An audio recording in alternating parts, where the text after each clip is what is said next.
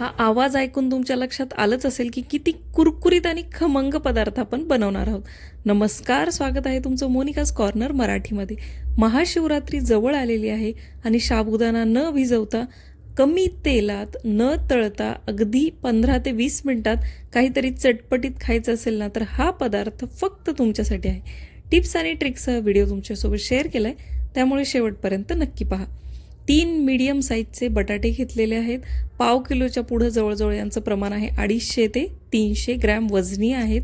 त्यामध्ये थोडंसं मीठ आणि पाणी घालून कुकरला 2 शिट्ट्या काढून घ्यायच्या. घरातल्या कुठल्याही वाटीने किंवा मेजरिंग कपाने साबुदाणा घेतलेला आहे 1 कप मिक्सरमध्ये घालायचा आणि या साबुदाण्याचं आपल्याला पीठ करून घ्यायचं आहे.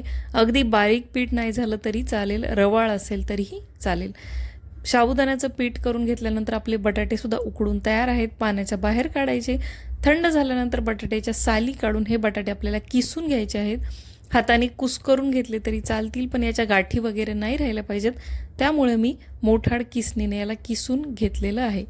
बटाटे किसून घेतलेले आहेत. त्यानंतर यामध्ये आपल्याला घालायचं आहे साबुदाण्याचं आपण बनवलेलं पीठ. तर हे पीठ मी काही खूप बारीक केलेलं नाही, तुम्ही बघू शकता रवाळ केलेलं आहे आणि याला चाळणीनं वगैरे चाळून घेतलेलं नाही. साबुदाणा जर तुम्ही भाजून थंड करून मिक्सरला फिरवला तर आणखी लवकर तुमचं साबुदाण्याचं पीठ तयार होईल. चवीनुसार मीठ घातलेलं आहे. उपवासाला तुम्ही खात असताल तर 1 चमचा जिरं घातलेलं आहे. 1 चमचा लाल तिखट घातलेले आहे आणि ज्या मेजरिंग कपाने साबुदाणा घेतलेला आहे त्याच कपाने अर्धा कप मी घेतलेला आहे भाजलेलं शेंगदाण्याचं कूट. अर्ध्या लिंबाचा रस पिळायचा आणि हे सगळं मिश्रण जे आहे आपल्याला हाताने मिक्स करून घ्यायचं आहे. तुम्ही उपवासाला कोथिंबीर खात असाल तर यामध्ये घालू शकता. मी लाल तिखट वापरलेलं आहे. लाल तिखटाच्या जागी तुम्ही हिरवी मिरचीची पेस्टसुद्धा इथं घालू शकता, त्यामुळे सुद्धा चव खूप छान येते. अद्रक खात असाल तर हिरवी मिरची आणि अद्रकाची पेस्ट घातली तरीही चालेल. सगळं मिश्रण व्यवस्थित मिक्स करून घ्यायचं. आता यामध्ये पाणी किती घालायचं, तर पाण्याचं प्रमाण आता तुमच्या साबुदाण्याच्या क्वालिटीवर सुद्धा अवलंबून आहे. काही साबुदाणा लवकर पाणी ॲब्सॉर्ब करून फुगल्या जातात, त्यामुळे हाताने 3 ते 4 चमचे इथं पाणी घातलेलं आहे आणि तेवढं पाणी मला पुरेसं झालेलं आहे. तुम्ही जर हे पीठ मळून अर्ध्या तासासाठी 1 तासासाठी बाजूला ठेवलं आणि नंतर हा पदार्थ बनवणार असाल तर यामध्ये पाण्याचा वापर थोडासा जास्त करा, कारण साबुदाणा पाणी शोषून घेतो. त्यामुळे नंतर आपण जेव्हा हा पदार्थ बनवतोय तेव्हा आपले जे गोळे आहेत किंवा जसं आपल्याला याला मळून घ्यायचं आहे त्या प्रकारे ते होत नाही, चिरा जातात. त्यामुळे जर हळूहळू थोड्या वेळाने बनवणार असताल तर पाण्याचा वापर जास्त करा. मस्त हाताने घट्ट दाबून आपल्याला याचे गोल गोल गोळे करून घ्यायचे आहेत. मी इथे याचे आप्याच्या आकाराचे गोळे बनवून घेतलेले आहेत. तुम्हाला हवं तर तुम्ही याचे चपटे नजेट्स बनवून तेलामध्ये तळून सुद्धा घेऊ शकता, पण हे भरपूर तेल पितात त्यामुळे मी तळायच्या नादी लागत नाही.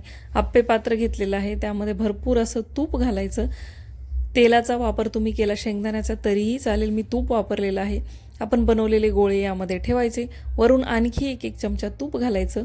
जवळजवळ एका गोळ्यासाठी तुम्हाला 1 चमचा तूप लागू शकतं, छोटा चमचा. झाकून ठेवायचे आणि सगळ्या बाजूने कमी गॅसवर मस्त असं आपल्याला हे उपवासाचे आप्पे भाजून घ्यायचे आहेत. तुम्ही बघू शकता तुपाने याला अगदी सोनेरी रंग आलाय. कमी गॅसवर मस्त असं भाजून घ्यायचं आणि झाकण ठेवल्यामुळे यामधला साबुदाणा अगदी मधल्यामध्ये वाफून निघला जातो. यामध्ये बटाट्याचा वापर केलेला आहे, ते ऑलरेडी उकडलेले आहेत. त्यामुळे बारीक जे साबुदाण्याचं पीठ आहे ते लवकरात लवकर उकडून जातं. मध्येपर्यंत याला मऊपणा येतो आणि वरून हे कुरकुरीत होतात. तुम्ही बघू शकता कमी गॅसवर अगदी सगळ्या बाजूने जवळजवळ 10 मिनटं मी हे भाजून घेतलेले आहेत. इतके सुरेख बनवून तयार होतात. तुम्हाला हवं तर तुम्ही हे गोळे बनवून आदल्या दिवशी ठेवू शकता किंवा फ्रीजरमध्ये ठेवलं याचं पीठ बनवून तरी दुसऱ्या दिवशी 1 तास आधी बाहेर काढून तुम्ही याचे मस्त हे आप्पे बनवून घेऊ शकता. तुम्ही बटाट्याच्या जागी रताळ्याचा वापर केला तरी काहीच हरकत नाही.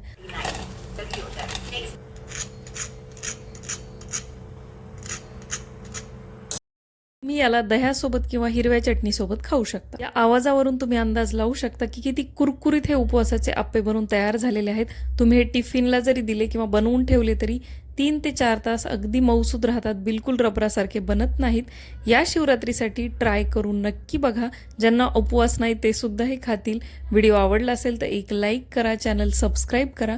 मी भेटते अशाच एका मस्त रेसिपीसोबत पुढच्या व्हिडिओमध्ये. तोपर्यंत बाय.